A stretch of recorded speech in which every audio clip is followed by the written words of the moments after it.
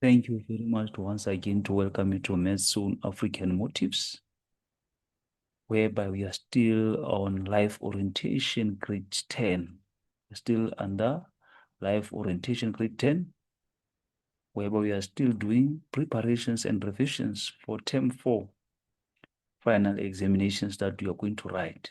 So this time around, you are on section C, which is a part of the question paper that we revised. So we are on section C as our part 2. So now we are to move on to that section C and try by all means to answer the questions under section C. So here we are under section C. Answer any 2 questions in this section. But as you're going to attend to them all, we are going to attend to them all. So your responses must consist of paragraphs. Marks will only be allocated for responses written in full sentences. So that is question 4. That is question 4.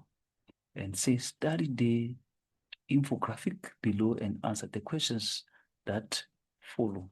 So now you are to study this infographic and then answer the questions that follow. As you can see here, we have dubious distinction that India has the world's highest percentage of doping offenders in latest WADA report. So this is our infographic. You can see it.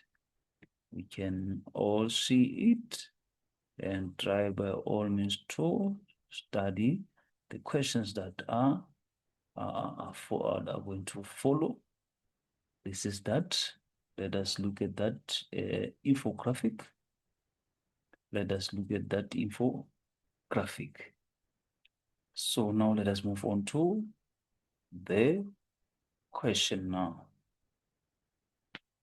The question now says, write paragraphs on doping. Write paragraphs on doping. It says, state 4 reasons why athletes might make all the illegal decisions to start doping. State 4 reasons why athletes make the illegal decisions to start doping. And it further on says, analyze how maladministration in sporting bodies could make it difficult to enforce drug-taking laws in sports. So that is that. Also, examine 2 skills that may enable the sports industry to effectively stop athletes from doping. So these are 3 questions that we are to answer. So let's quickly go to our answers on question 4. So here are our answers on question 4. Section C, as you know. So state 4 reasons why athletes might make illegal decision to start doping. So the answers are here before our eyes now. They said it could seek to enhance their performance and gain competitive advantage over others. So to enhance performance or gain competitive advantage, meaning to say the athletes may use drugs to improve strength. They may use drugs to improve strength, speed, and to endurance to outperform others. So that is that.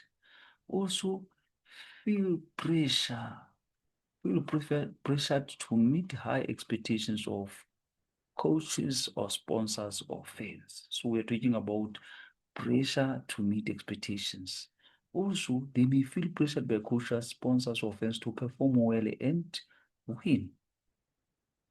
So this might be the reasons why athletes make the illegal decisions to start toward doping. Also, they believe that others are already gaining a competitive edge by doping.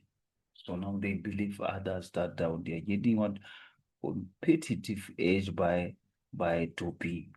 So that is that. Also, they want to recover more quickly from injuries to return to training or competition sooner. So to recover quickly from injuries. So some athletes use drugs to speed up recovery so that they can return to training and to competition faster. So that is that. They use drugs to speed up recovery. That's what it's simple say. They use drugs to speed up what? Recovery. Also experience low self-confidence, self-esteem with regard to their performance. With regard to their performance. So now we're talking about low self-confidence or self-esteem. Athletes who doubt their natural ability might tend to doping to feel more capable or confident. So that is that. Those are the athletes who doubt their natural ability. So now they will might tend to doping now so that they feel more confident or capable. So that is that. Chase financial rewards or endorsement career opportunities that come with success. So they chase financial rewards or endorsements career opportunities that come with success. So here we are talking about financial rewards and career opportunities. The hope of any moment sponsorship or fame can tempt athletes to use performance enhancing drugs. So that is that financial rewards and career opportunities. So that is the hope of any more money, that as well can make athletes to use performance enhancing drugs. Lack of awareness of health risk consequences of doping.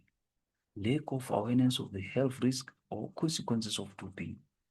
That is that lack of awareness of the health risk. They are unaware of the risk and consequences that are coming up with this doping.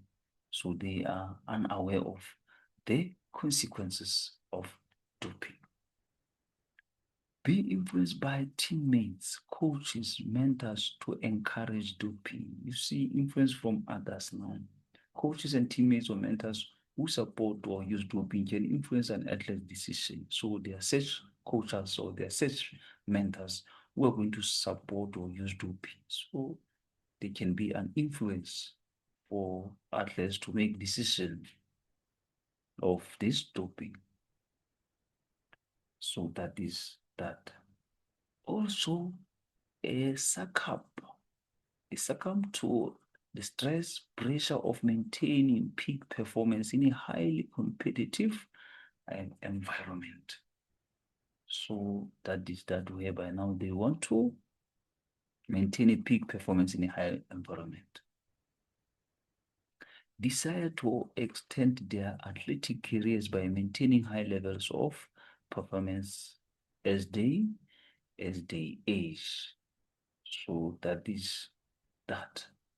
So these are the reasons why athletes might make illegal decision to start doping. Hope we understand all the points mentioned now.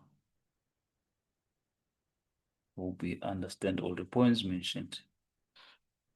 So now let us be under a maladministration. Which is, the question was saying, analyze how maladministration in sporting bodies could make it difficult to enforce drug-taking laws in sports. So here are our answers on that one. Here are our answers. It could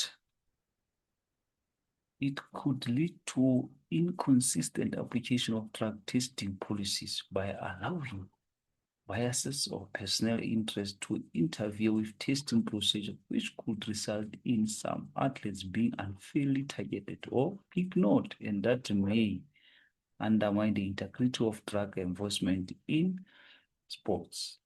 So we are talking about the inconsistent of application of drug testing. So meaning unequal testing or bias can lead to unfair targeting of ignoring certain athletes, you see. So ignoring certain athletes.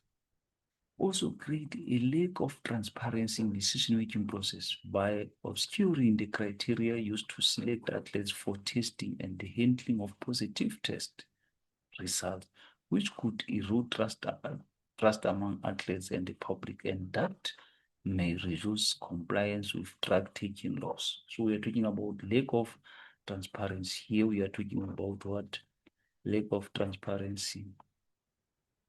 I'm talking about lack of transparency.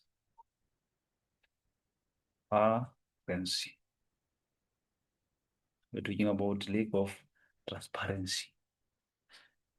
So meaning to say, we are saying hiding how tests are done or results are handled causes mistrust and reduces public confidence if there is no transparency. So if there are going to be hidden tests or how tests are done, this is going to result into mistrust and reduce public confidence. Hope we are together on that.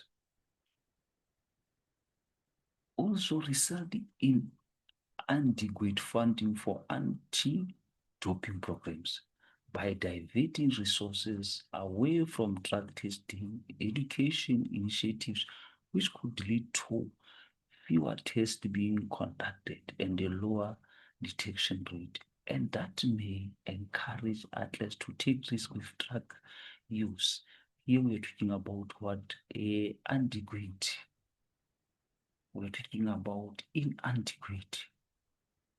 We are talking about inadequate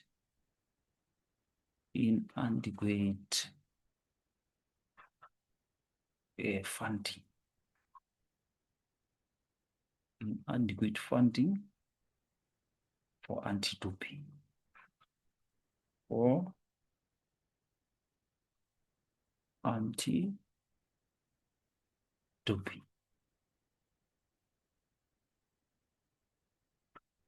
programs. We are talking about inadequate funding for anti-doping programs, where we know for sure poor management or misuse of money can reduce the number of tests. Poor management or misuse of money can reduce number of tests, making it easier for doping to go undetected. Hope we are together that. So let us move on. Also allow corruption to influence enforcement actions by enabling officials to accept bribes, favors in exchange for leniency with regards to violations, which could create an even playing field where some athletes benefit from avoiding detection, and that may foster a culture of cheating in sports. Here we are talking about the corruption and bribery. Here we are talking about corruption and bribery. Corruption and bribery. We're talking about corruption and bribery. So this one we are trying to say officials may accept bribes to overlook violations, creating an unfair and dishonest sports culture. Hope we are together. I'll be very happy if we are still on one page. Also, it can cause delays in processing acting on positive drug tests by failing to establish efficient procedures for handling violations, which could result in athletes continue to compete while investigations are ongoing. And that may dilute the effectiveness of drug-taking laws. So here we are talking about delays on positive test. We are talking about the delays on positive test.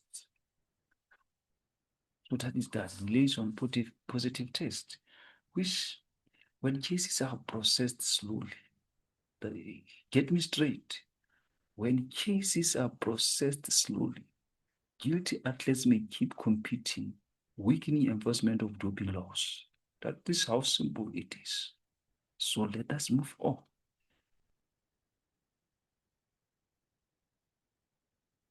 Also, higher effective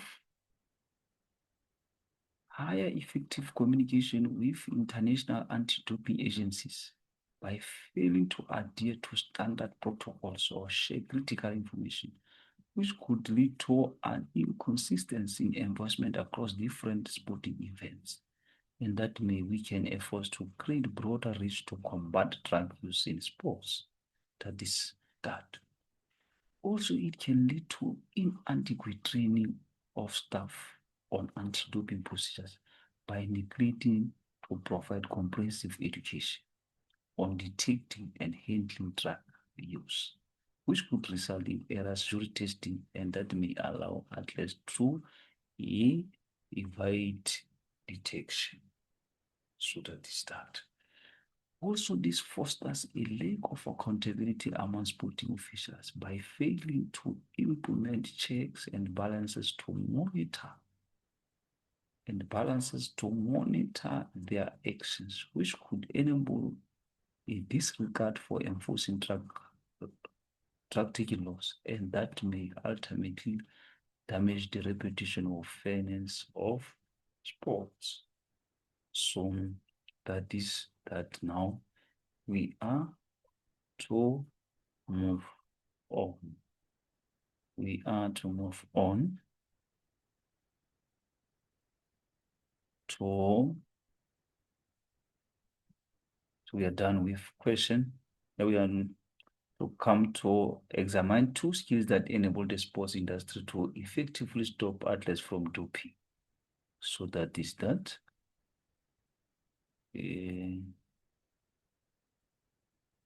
So this is where we are. So here are the answers for that, where it says critically discuss skills that may enable the sports industry to effectively stop athletes from doping. So here are our answers. Here are our answers. So here are our answers, whereby now we are talking about skills that may enable sports industry to effectively stop athletes from doping. So it says require strong analytical skills. Require strong analytical skills by enabling professionals to interpret data from drug tests, monitor performance metrics, which could help identify a suspicious patterns to performance enhancement, and that may assist in detecting potential doping cases earlier on. So here we are talking about analytical skills. We're talking about analytical skills. We're talking about analytical skills. So this is going to help professionals interpret drug test data and performance trends to detect possible doping early. Hope you get it. So now moving on to another point. It says, emphasize ethical decision-making skills by ensuring that sports professionals adhere to principles of fairness, which could guide them in making impartially moral sound decisions, and that may promote a culture of honesty, discourage doping among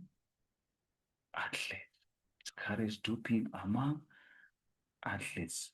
So with this one, what we are trying to talk about here is ethical decision-making skills. We are talking about ethical decision-making skills. We are talking about ethical decision-making skills.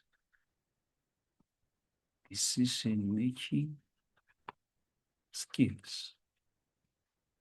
Ethical decision-making skills. This is where you encourage fairness, honesty, integrity among sports professionals. Discourage doping behavior. That is that. Also, it further on say, seek excellent communication skills by allowing professionals to effectively convey the risk, consequences of doping to athletes, which could increase awareness of anti-doping policies, and that may lead to greater compliance with drug-free practices. So here we are talking about what? We are talking about communication skills. We are talking about communication skills. We are talking about communication skills. Communication skills. Wherever we are saying enable professionals to clearly explain the dangers and consequences of doping, raising awareness among the clients. That is when we're talking about communication skills. Then it further on say require proficiency in research skills by equipping professionals to stay updated on new doping substances, methods, which could enhance their ability to prevent emerging forms of doping that may help keep anti-doping measures ahead of new threats. So here we are talking about what? Research skills. We are talking about research skills. So with research skills, we are trying to say it helps experts stay updated on new drugs, testing methods to improve anti-doping strategies and detection. That is that. Also, it talks about very strong leadership skills by enabling professionals to set an example, enforce strict anti-doping policies within sports organizations. That may strengthen the overall commitment to clean sports. That is that. It also prioritizes conflict resolution skills by helping professionals address disputes, concerns related to doping allegations or accusations, which could facilitate transparent handling of cases, and that may maintain trust among the athletes. That is that. Also, demand strong investigative skills by equipping professionals to conduct thorough investigation into doping allegations, which may ensure that those involved in doping are held accountable. That may deter others from engaging in similar activities. So that is that. So now we are moving on to another question. Another question. So we are to go to question 5. Now we are on question 5. So question 5 reads as follows. Study the image below and answer the question that follows. So the image is all about what? School violence. About school violence. So now we are asked to write what? Paragraphs on violence in schools. Then you are to use the following guideline. State 4 emotional impacts of violence. Analyze 2 reasons for the high level of violent crime in South African communities. Examine 2 practical ways that schools can become involved in promoting a culture of safety and non-violence. So these are the questions for question 5, where we are to write what? paragraphs on violence in schools. So now let us quickly go to our answers and try to see how we are going to answer our question 5. So here we are on our question 5. Here we are on our question 5 answers.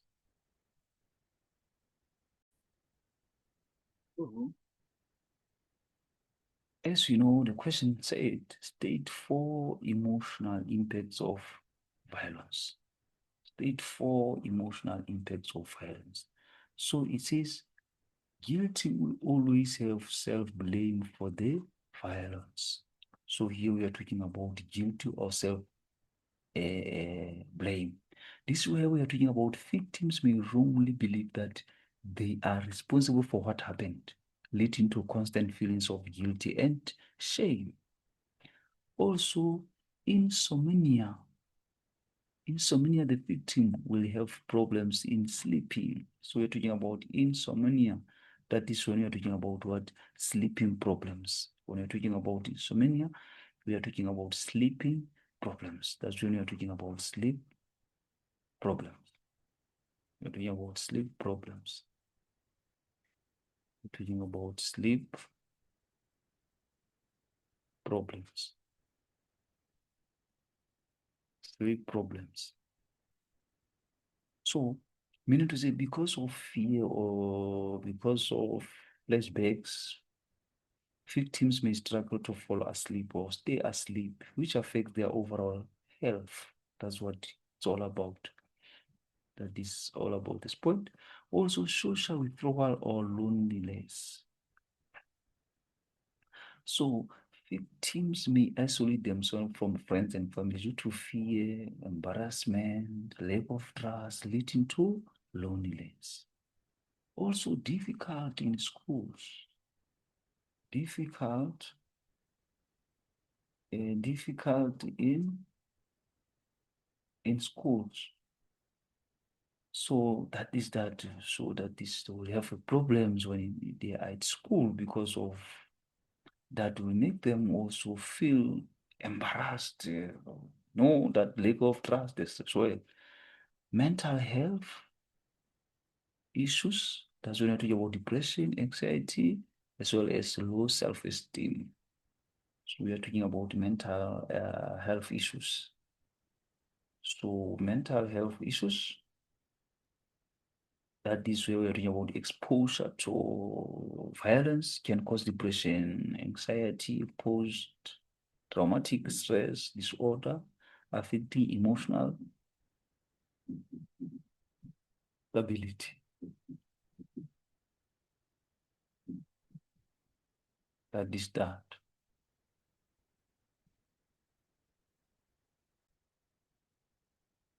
Moving on to another question that was asked is that analyze 2 reasons for high level of violent crime in South African communities. So they talk of the level of unemployment.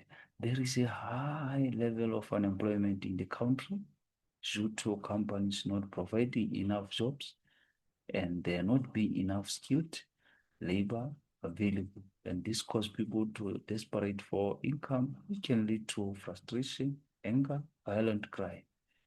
So we're talking about a high level of unemployment.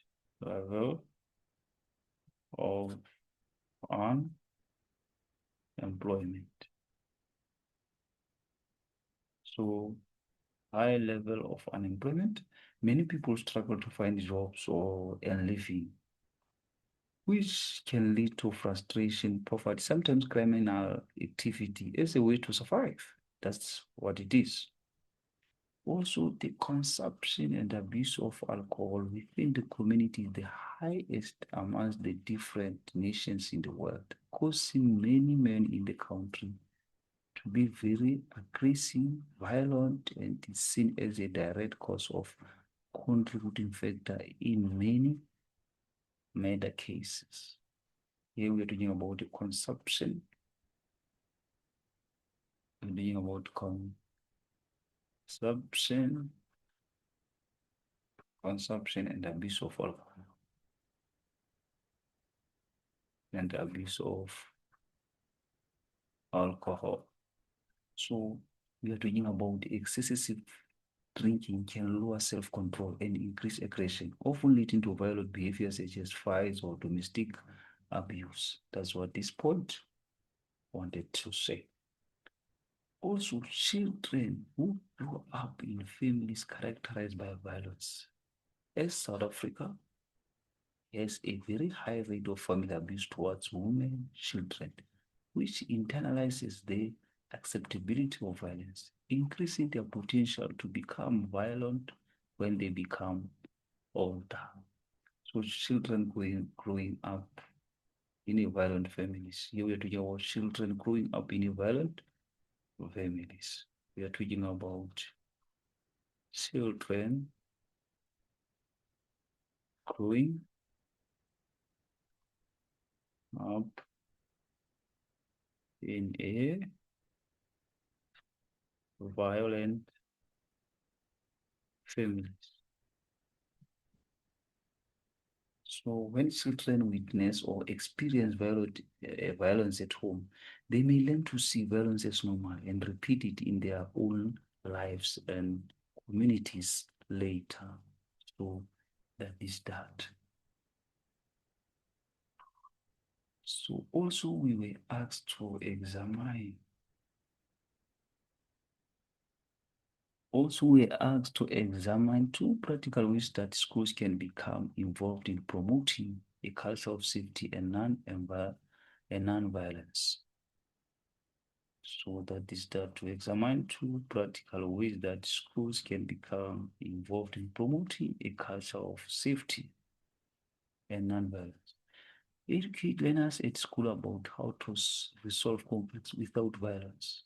Provide them with free online courses so that they do not grow up believing violence is a solution, creating a culture of safety within community. So it means now you are to educate learners at school on how to resolve conflict without any violence. That can also be done by providing online courses where they can learn about how to resolve what conflicts without them being engaged into violence. Have police come and talk to the learners about self-defense, where to report violence, how to manage it, so that if it happens to them, they know what to do within the situation, leading to more violent actions being reported and dealt with according to the law. So that is where we invite the policy to come and teach the learners about what self-defense, about self-defense whenever there is a violence, that they have to report it. That is very important. We have an efficient and confidential systems of reporting bullying and violence at school, where learners have both access and encouragement to report such incidents, so the learners will be encouraged to get help, make aware of such incidences, leading to more accurate reporting and accountability be taken. So this is our question 5. So now we are to move on to question 6.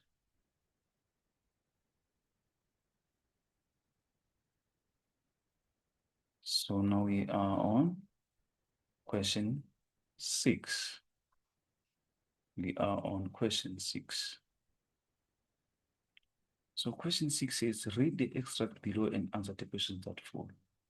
NCEA students up down the country are in study mode right now, with final assessments looming after the school holidays, then into exam period. Teacher, author, public speakers, and CEO of Spectrum Education, Karen Boyce, says study skills can also teach life skills. So even with this question, we are to write paragraph now on study skills. Then you have to use the guide, to use the following guidelines. State 4 ways to improve your memory. Analyze effective study strategy to assist you to be successful in your examination. Examine 2 skills required to ensure success in your studies and life. So now let's quickly go to our answers on question 6. On question 6. So here we are on question 6. Here we are on question 6. Then it says state 4 ways to improve what? Your memory. How are we going to improve our memory? Then that is by being physically active every day. So if you are active every day, that will improve your memory. So if you are always active, spend time with others. So being with others, interacting with other people, that as well is going to make sure that your memory is going to stay fit, it's going to stay okay, well, also stay organized. Sleep well, get enough sleep. Make sure that you sleep well. You have time to sleep, you have time to rest. That as well improve your memory. Also, eat a healthy diet. So you have to eat very well, eat a balanced diet. That will help also your memory to improve. So now we are moving on to another question that was asked. Analyze the effective study strategy to assist you to be successful in your examination.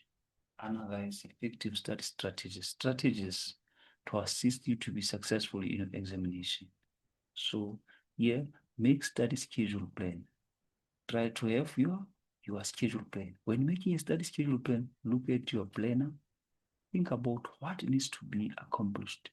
Think about what types of questions that will be on the test and the topics that will be covered, so you know what you should focus on. This will make you ready for the examination, resulting in you being successful. So doing about the preparation, how are you going to prepare yourself? So you have your own schedule plan. You have your own plan of study.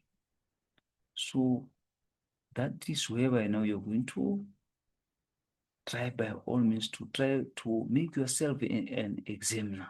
When you think about the types of questions that will be on test, come up with those questions, answer them yourself, and then go through the topics that will be covered so that that will help you to focus. Also moving on, ask questions if you don't understand. Raise your hand and ask questions if you don't understand something. If you don't feel comfortable asking in front of everyone, write yourself a reminder to talk to the teacher after class. So this will make you understand more, making it easy in examination, and you will be successful. So if you are shy to ask questions in front of other students or other learners, make sure that after the class you consult a teacher privately to explain what you failed to understand in class. So that is that. Make sure notes are complete. Writing clear, complete notes in class will help you process information you are learning.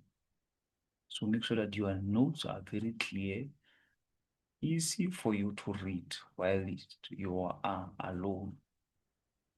These notes will also become study notes that can be reviewed before a test. So those notes, you're going to use it when now you are also approaching your test. Now you will visit them and try by all means to remind whatever that you've studied. They will serve as a reminder. Talk to friends or teacher if you have missed a class to ensure your notes are complete, and this will make you understand the content and easy for you to pass your examination. So that is that. So you can talk to friends what they have been discussing or what has been taught in class in your absence. Or you can even approach the teacher so that your notes will as well be complete for you to help what? For you to help you to pass the examination. That is that. Steer clear distractions. Steer clear distractions. Distractions are through here, from cell phones to social media to friends. So be aware of what distracts you in class and know how to steer clear of this distraction. Avoid sitting next to friends if you know they will distract you. Turning off your cell phone will also help make sure that you are paying attention to your teacher. So that is that. Make sure that you clear out the distractions. If you know there are other learners who are always distracting, try by all means to get away from such a friends. Or make sure that your phone is always off during the class so that you can pay attention. That is that.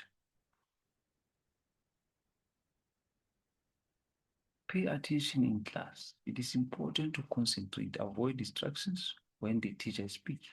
Practice active listening by concentrating what is being said and taking notes in your own way. So make sure that you're going to pay heed, you're going to pay attention throughout the entire lesson so that you don't miss anything that is being said, and make sure that you are also taking the notes. This will help you.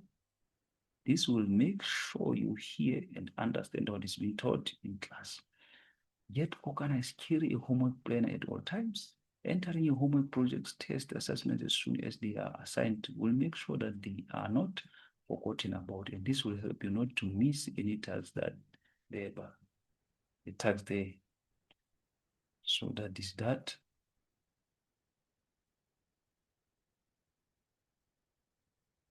Then to give you the advantage to understand your content, which will make it easy to be successful in your examination. So now we are on to another question, which we know very well. It was said, examine 2 skills required to ensure success in your studies and in life. Skills that are required to ensure success in your studies. So it is make a commitment to academic study to be successful. You should make an intentional choice to make the most of your classes and assignments. So do your work in short, make sure that you are respecting your studies. It's very important to respect your studies. So also make sure that you're going to do your work, you're going to do classwork, homeworks. That will help you a lot. Manage your time wisely, as this will give you enough time to balance your aspects of life. You will have time for studies, time for family and friends, and time for sports, and time for spiritual well-being. This will make you successful as we have a health balance lifestyle. So that is, make sure that you are going to manage your time effectively. Set yourself up for success by setting realistic goals that will motivate you every day to work hard to achieve the goal. When having goals, you prioritize things that are more important, and doing so will also be successful in your study and life. So that is the end of this presentation. So make sure that you're going to use this presentation as a preparation for your upcoming exam, final exams that you're going to write for term 4. So make sure that you are as well going to share with those who are concerned, and make sure that you don't forget to hit the subscription button, please. Thank you very much.